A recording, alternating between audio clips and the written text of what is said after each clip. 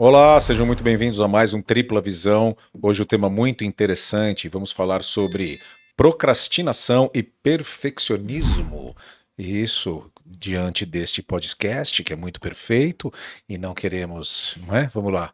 Quem quer começar? Andréa Belo, psicóloga, e Letícia Ramos, psicóloga. Estamos aqui. Se apresentem. Sim, eu sou Letícia Ramos, psicóloga clínica, neuropsicóloga, especialista em terapia cognitivo-comportamental e gestão emocional. Meu nome é Andrea Bello, sou psicóloga clínica especializada em EMDR, que é uma abordagem que trata de psicotrauma.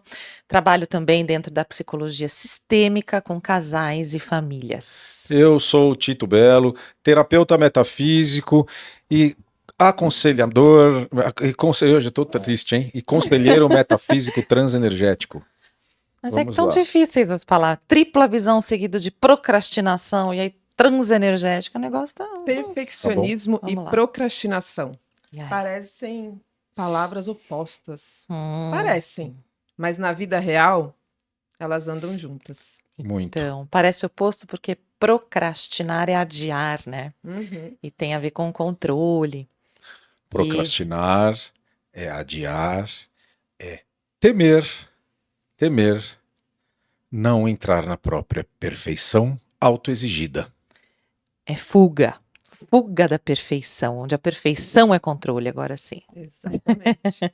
Que quando a gente procrastina, tá naquele momento então de evitar aquilo que você criou na sua cabeça que é o ideal. Como régua, né? Uma Uhum. régua alta. Uhum. Então, a gente pensando em procrastinação dentro da abordagem sistêmica, né? A gente vai entender que algumas coisas. Uma delas é essa criação de referência que a gente tem, que a gente cria da nossa cabeça, como a Letícia falou, mas que às vezes ela está absolutamente inconsciente na nossa atmosfera familiar, na introjeção daquelas crenças de identidade que são colocadas pelos pais, né? Do seja perfeito, não me dê trabalho, seja absolutamente responsável, coisas que às vezes não são ditas desta maneira, mas são expressadas na relação. Então, se a criança de repente ou o adolescente eles se mostram muito com algum tipo de dificuldade, alguma palavra de crítica, né? Ou, por exemplo, como você é dramático. Ai, como você não sabe lidar com tal coisa. Ah, você deveria já estar sabendo tal coisa. Isso tudo vai criando uma crença de identidade e a tal da referência de régua alta. A gente tem que tomar cuidado quando a gente fala em procrastinação, tem que tomar um certo cuidado em relação a analisar a repetição e o quanto isso pertence ao comportamento do indivíduo, o quanto isso o acompanha no dia a dia, porque isso é muito fácil entrar num julgamento, né, do procrastinador, é muito fácil entrar no julgamento.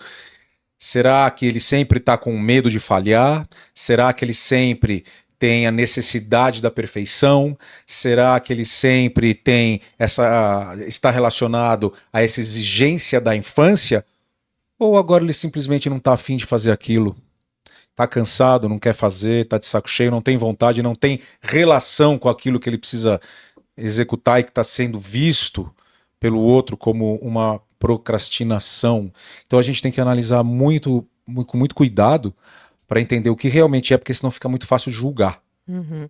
O medo de falhar é o que conecta a procrastinação do perfeccionismo.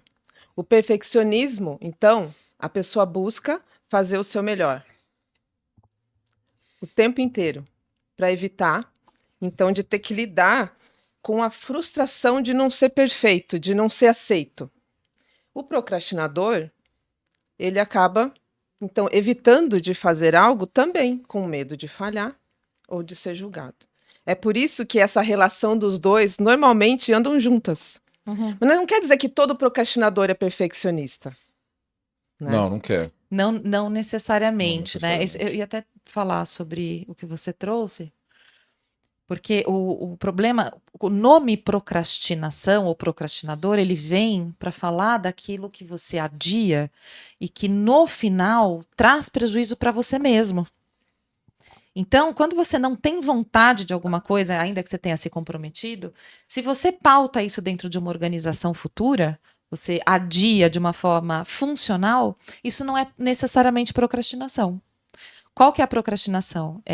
Eu me comprometi com algo, a fuga, que é a procrastinação daquilo, daquele compromisso, está me gerando maior ansiedade por eu fugir, e essa ansiedade ela vem em função desse controle e da fuga daquilo que eu preciso ser. Por isso que é disfuncional. Então, o procrastinador é o que é disfuncional para si mesmo. Ele foge de uma coisa que depois vai dar mais trabalho para ele, gera mais ansiedade, porque está pautada numa régua alta, numa referência específica, ou na prestação, aí falando de sistêmica, na prestação de contas a um lugar que é esperado dele na família. Às vezes esse lugar esperado, às vezes o procrastinador, como você está falando, a gente já tem como base que ele vai, por ser procrastinador, assim como o nome diz, e da onde vem essa nomenclatura, ele tem como base esse prejuízo. No final das contas, ele tem esse prejuízo. Desculpa. Não é? Ele tem como base esse prejuízo. Por isso que eu digo, nós precisamos tomar cuidado, porque se aponta procrastinação, às vezes coisas que não são. E foi isso que eu coloquei antes. Entendi. Então, apontando coisas que não são, vira uma forma de você, hoje em dia, que é muito fácil apontar, não é? Mas o procrastinador, não, é aquele que sim, ele vai ter um alto prejuízo. E não só em relação a uma resposta do outro, como uma resposta de si mesmo, é muito importante. Então ele pode falhar consigo pela própria autoavaliação, de não entender aquilo como sendo perfeito dentro da régua dele, não apenas da régua do outro que está julgando. Então não é porque eu não tenho alguém julgando ou alguém cobrando que eu não posso estar fazendo esse link entre perfeccionista e procrastinador. O link pode existir diante de si mesmo, diante da autocobrança, da própria régua que se coloca. Muito bom, muito bom. É aí que na sistêmica a gente pode entender que, de repente, a procrastinação, como rótulo, né, como julgamento, você falou, ela está pautada muitas vezes nas pressões e nos olhares externos, daquilo que é esperado. Então, quando a gente fala de pertencimento, eu posso estar cumprindo esse papel, né, de adiar ou de ter uma régua alta, exatamente porque isso me faz pertencer a essa família, e não porque de fato seja funcional ou absolutamente bom para minha individualidade. Ele é bom para que eu pertença a alguma coisa. Então, ele supre essa necessidade, não a necessidade própria, né, do próprio molde.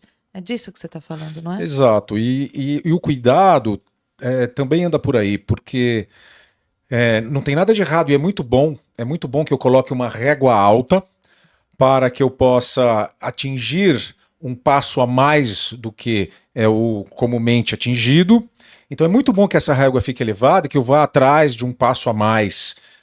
Mas isso deve ser feito independente do julgamento do outro e do meu mesmo, sabendo que tudo bem se eu não chegar nesse ponto, e tudo bem se eu não chegar a essa perfeição, porque você vai tentar até chegar. A questão entra como problema quando isso deixa de ser feito por medo de não chegar, né? Então, quando a gente não dá esse passo por medo de não chegar lá. Então, esse é o procrastinador. E aí sim, você começa regularmente, né? Se isso existe regularmente, é uma coisa a ser observada. Essa autopercepção que é o desafio, né? Porque perceber o quanto isso pode te... Porque tudo bem ter essa régua alta, como você disse, né? Tá tudo certo. Só que conseguir lidar com a ansiedade que envolve esse perfeccionismo é que está o desafio, porque você já está, então, naquele padrão de se exigir muito e não aceita nada menos que aquilo. E aí, então, que surge então, o mecanismo, que é um mecanismo de proteção, né? É um mecanismo de eu vou me proteger dessa ansiedade. Como que eu vou me proteger dessa ansiedade de não conseguir suprir as minhas expectativas? Porque é isso, não é só do outro, são a dele, que ele criou com base em algo que ele já viveu. Né? Então, ele não conseguindo suprir a expectativa dele, ele pensa, como que eu vou lidar com essa ansiedade? Melhor eu nem começar. Porque eu não vou chegar onde eu penso que eu devo chegar, onde eu sou capaz de chegar, porque ele é capaz de chegar. Mas muitas vezes ele percebe que vai ter alguma dificuldade e aí não. Então eu vou parar por aqui porque é mais fácil eu lidar com essa ansiedade procrastinando do que chegar lá e ver que eu não vou atingir as minhas expectativas. E aí eu entro numa frustração onde a minha cabeça só pensa o que eu não fiz. Aham. O que eu fiz nem aparece. Aham. Por isso que a autorregulação emocional é uma das formas de trabalhar essas questões, né? E é importante a gente pensar que até sonhar é uma coisa que fica difícil, né? Sonhar grande, sonhar alto, se a gente tem medo da própria incapacidade, né? Eu acho legal aquela frase que é bem popular, né? Mire na lua para atingir, né, um outro lugar mais embaixo, que fala dessa As nuvens. mire na lua para atingir as nuvens, né? Porque isso considera o quê? Essa adaptação da régua alta, quer dizer, você põe uma régua alta para de fato você se desafiar e considera que ela é alta, você considera que ela é alta, que você vai precisar ir passo a passo chegando nesse lugar. Então eu gosto dessa frase, que eu acho que ela exemplifica exatamente a consideração de que, pô, tudo bem, tô mirando na lua, mas não é de bate-pronto, né? E aí que entra a autorregulação para a gente entender os steps, né? E quais as condições que eu tenho de musculatura emocional para atingir o passo 1, o passo 2, inclusive para trilhá-los, né? Uhum. Para planejá-los. Eu acho que esse assunto é bem complexo mesmo, porque eu vejo uma soma de coisas. Eu vejo uma soma de forças que se interagem para que você chegue num real prejuízo, que se chama e se aponta como procrastinador. Além de ter que ser uma coisa muito regular, o que às vezes é chamado de procrastinador, ele tem esse medo relacionado a atingir essa régua muito alta que ele pôs dentro de um perfeccionismo, nós estamos repetindo isso, diante do olhar do outro e de si mesmo em certos aspectos, ao mesmo tempo em que em outro aspecto, ou em outro tema, em outro assunto, em outro caminho, ele se dedica completamente por já saber que domina aquilo, que tem conhecimento daquilo, que joga a régua lá em cima e que com certeza ele vai atingir aquilo. Isso faz com que ele possa selecionar exatamente um caminho mais específico para ele entrar como rota. E aí a gente cai, mas ele era procrastinador, agora não é mais? O que é isso? Como é isso? Entende? Então, isso é um assunto muito complexo. Então, quando a gente entra, porque a gente mistura vaidade, a gente mistura alto valor, a gente mistura a procrastinação e a gente mistura o perfeccionismo. Tá tudo misturado num grande bolo aí, para que a receita se chegar, de novo, volta para sua própria verdade. Se você acha que aquela régua tá alta para você, não põe naquele lugar. Se você acha que aquilo não interessa para você, nem régua você põe, vai botar onde te interessa, escolha seu caminho, que aí você vai longe. Entende? A gente começa, é uma mistura. Mas no fundo, não, porque ele é procrastinador. Mas será que ele é procrastinador mesmo ou só a pessoa não achou a própria rota e está querendo colocar uma régua naquilo que não diz respeito a ele? Por isso que eu falei, é uma coisa complexa. O indivíduo é complexo. O indivíduo é cheio de aspectos. Uhum. Eu percebo, assim, dentro dessas características, muita rigidez cognitiva. Porque o que está dentro disso? Uma dificuldade de resolução de problema, porque o problema vai existir. E aí, dentro disso, eu tenho esse objetivo. Como que eu posso agir? Porque pode ser que não aconteça. Uhum. Mas e se não acontecer, eu posso fazer X, Y, Z. A dificuldade de quem é muito perfeccionista ou é procrastinador é que ele só vê uma maneira de resolver o problema. É aí que se caracteriza a rigidez cognitiva, que é possível ser trabalhada também. Sim, porque me parece, dentro disso que você está trazendo, a gente fala de identidade. Então, é como se a pessoa só se reconhecesse se ela pudesse alcançar a lua daquela maneira. E aí a gente vai falar de pertencimento familiar.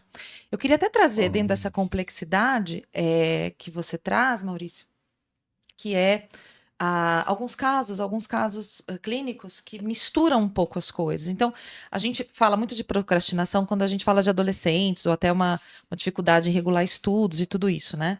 Então, a gente às vezes vê adolescentes taxados, né, ou jovens adultos taxados de procrastinadores, mas que, na verdade, o que está por detrás disso? Né?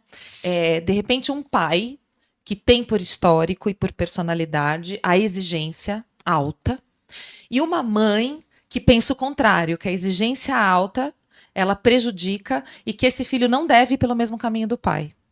O que acontece com esse jovem aí? Ele fica entre atender às duas solicitações. E aí ele percebe o desafio, por parte, quer se comprometer com esse desafio. No entanto, quando ele se compromete, ele fala, puxa, mas se eu for para isso, eu estou sendo como meu pai, algo que a minha mãe não permite. E aí ele volta e adia. Não, então eu consigo dessa forma contemplar as duas, né, a parentalidade de uma forma completa. Você vê que nesse caso não é uma briga entre o perfeito e o possível.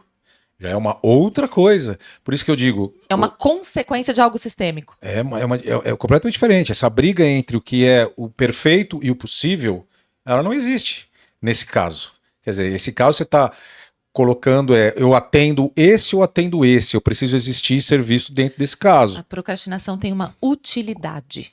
Ela é uma utilidade, como consequência e não como base.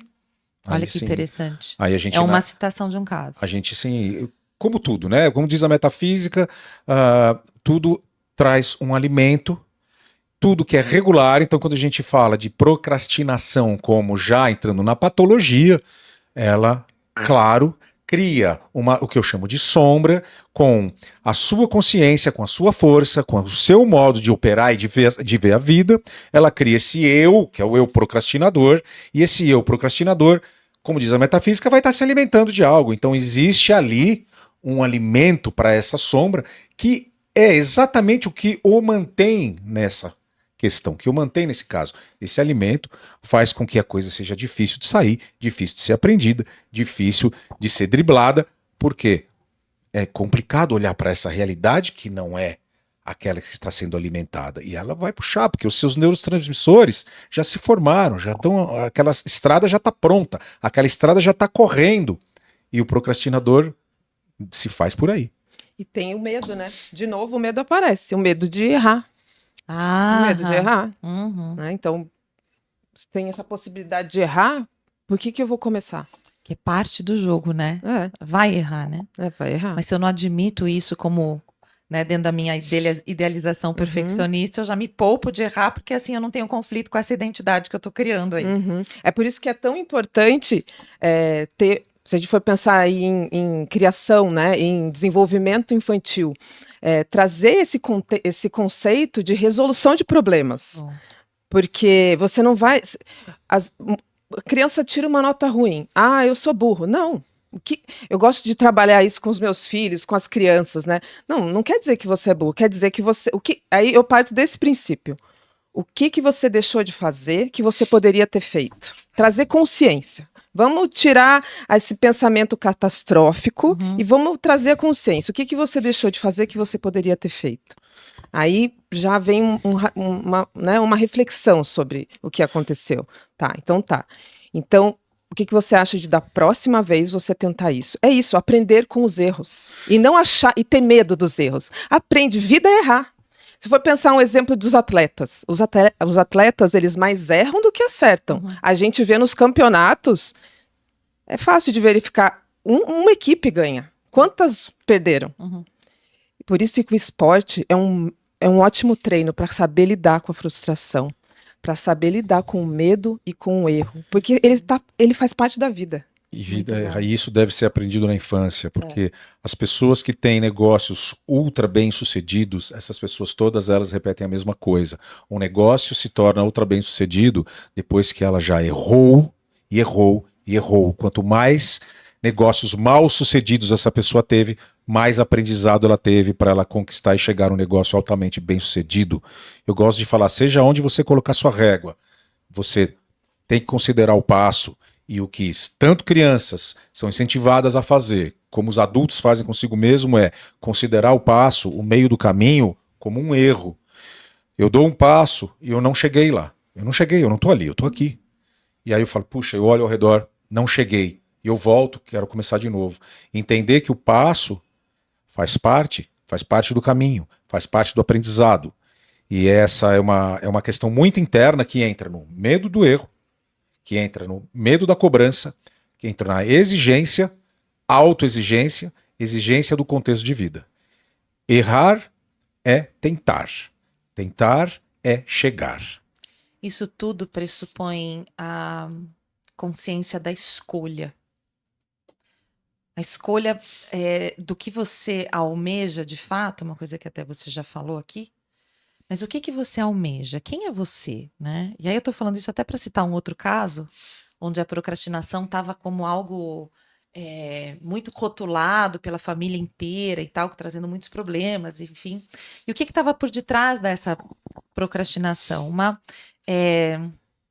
Uma tentativa de vivenciar, a partir do adiamento, uma adrenalina que faz parte da identidade dessa pessoa, mas a qual ele precisou botar embaixo do tapete para ser uma pessoa socialmente normal. Então, uma pessoa que tem essa necessidade de pique, de usar agressividade de uma forma positiva e de se desafiar e tal, de repente se vê fora dessa possibilidade. Quando é que ela vivencia isso? Quando ela se atrasa. Porque quando ela se atrasa, ela tem a capacidade de pegar o carro e passar e buzinar para o outro e apontar e tal. Toda essa, que Freud diria, né, essa libido, essa vontade, essa pulsão de vida pode ser manifestada a partir do comportamento que os outros enxergam como procrastinação, porque, claro, se a pessoa está sempre atrasada, se isso é crônico e tal, é procrastinar? Tá adiando uma saída, tá adiando um planejamento, sim. Mas, de novo, por quê? Porque tem uma utilidade. Então, a gente precisa sempre olhar o atrás do atrás. Então, é uma outra forma de falar o que eu falei como alimento da sombra.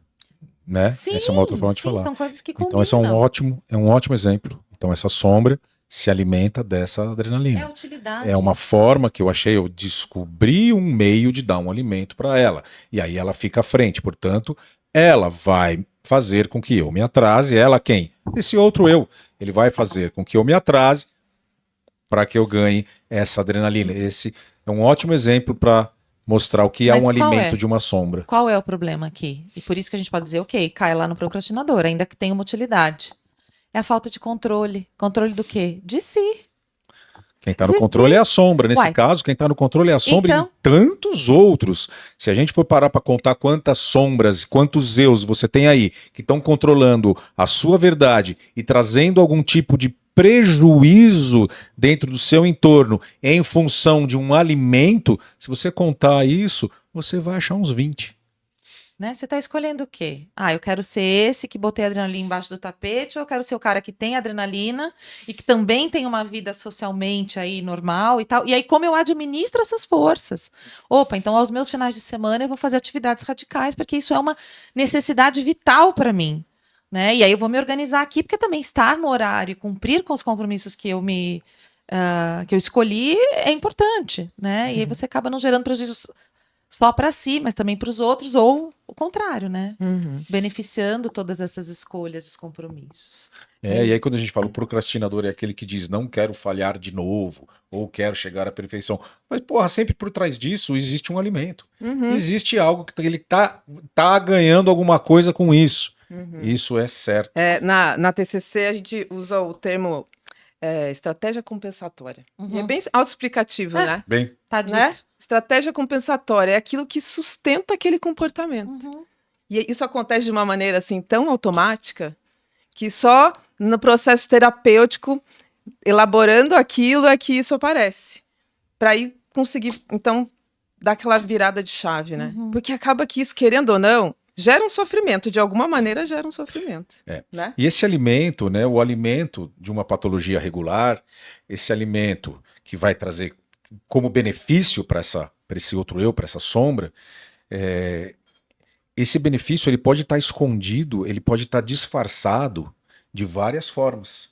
Então ele pode estar disfarçado de adequação, disfarçado de aceitação, disfarçado de autorregulação, disfarçado de vaidade, de autoaceitação e até de soberba, ele pode vir em várias formas. Que tipo de sensação e sentimento ele traz? Então é esse tipo de alimento que faz com que uma sombra, ou seja, um outro eu, ele se torne maior do que a própria verdade da pessoa, trazendo prejuízos sociais, prejuízos momentâneos, prejuízos reais durante o dia a dia da pessoa, mas trazendo ao mesmo tempo esse afago dentro de um ego, esse afago energético, né? Como nesse exemplo que você trouxe, que é muito, muito legal. É. E aí, pensando aí numa porta de saída, me veio uma frase dos meus professores, mais de um professor de meditação, eu lembro que me trazia isso, que era assim: o ótimo é inimigo do bom. É isso aí. Né? Então, por quê? Às vezes a gente fica esperando o ótimo o tempo inteiro e é isso que trava. Então, começa. Até porque quando você começa, a criatividade vai ganhando espaço e aí você vai achando outras possibilidades de resolver o problema. Então, assim, o ótimo é inimigo do bom. Só começa, né? Bom, uma porta de saída que eu traria é: faça uma investigação, né? Se você tem ou se considera procrastinador ou perfeccionista no nível de autocrítica, né, muito exigente, muito forte, tente rememorar aí o que você ouvia em casa sobre o seu desempenho, né? Quais as expectativas que você entendeu que podem estar te pondo aí nessa situação, né? De estar sempre insuficiente perante as próprias escolhas. E pensando nisso, né? Rememore um pouquinho como era o teu pai, como era a tua mãe, qual a história deles e o que eles precisaram fazer para chegarem onde chegaram. E se desconecte um pouco, dissocie a história deles da sua, né? Qual é o teu contexto? O que de fato você precisa? Onde você quer chegar? Qual é o nível suficiente? Qual é o nível de excelência? Separa um pouquinho as coisas, de repente fica um pouquinho mais fácil de olhar para suas escolhas. Escolhas é uma ótima porta de saída. A minha porta de saída também vai por aí. Nós precisamos estar atentos a exatamente aonde eu vou colocar a minha régua, em que nível a minha régua estará diante de certas escolhas. A escolha é a base. E eu preciso, primeiramente, aprender a dizer não para mim mesmo e para os outros, não a certas escolhas. Não é nessa escolha, não é nesse caminho que eu quero pôr essa régua. Não é nesse caminho que eu tenho a intenção de ir até tal lugar. A minha régua aqui vai ser pequena. E não é por isso que eu sou menos. Eu me atentar à escolha é eu me atentar à minha verdade. Quando você se atenta à sua verdade, você pode ter certeza que a sua escolha ela vai ser certa e a sua régua vai estar bem alta. Então esse foi mais um Tripla Visão. Até o próximo capítulo.